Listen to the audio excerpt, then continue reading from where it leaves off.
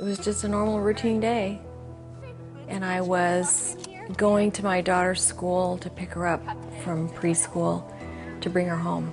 But on their trip home, Robin Faris and her children ran into a heavy rainstorm. Her husband, Bill, was working when his cell phone rang.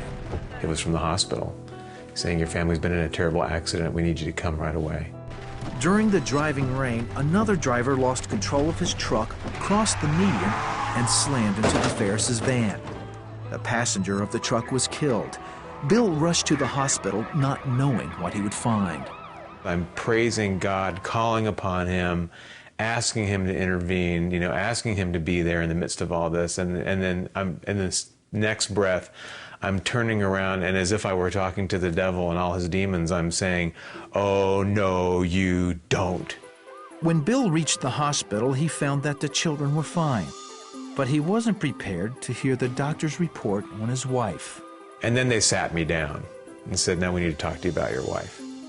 And it was way too much information. It was doctor after nurse specialist, saying, "Now let's go over her orthopedic injuries." She's, had tremendous number of fractures. She's got a wound 9 inches long on the side of her head, so she has brain injury, she had brain trauma. Robin went through emergency surgery to save her life. Mary Kay Bader was part of the trauma team that worked on Robin.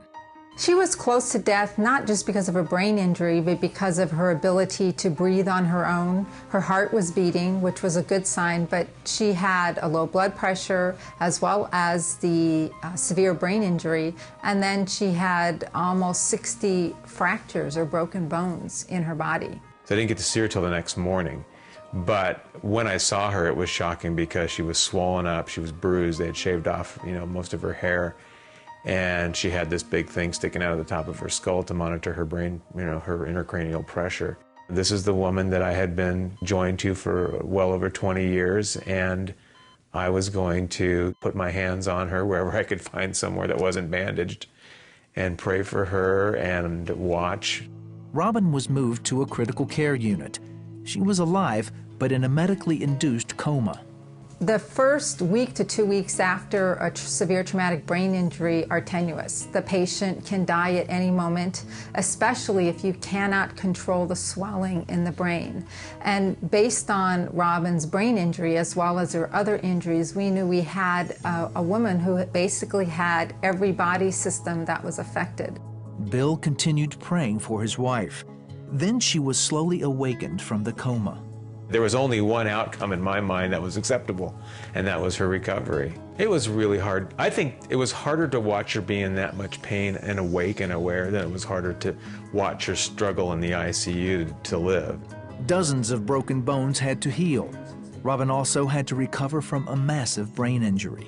I slept upstairs in our bedroom while she couldn't even manage stairs, so she was down on a hospital bed below. We had a baby monitor between her and me overnight, and I could hear her on the speaker overnight, crying in pain, and really, it still gets me. It was really hard. Robin spent nearly 3 months in the hospital and rehab before going home. Through prayer, hard work, and family support, she made excellent progress.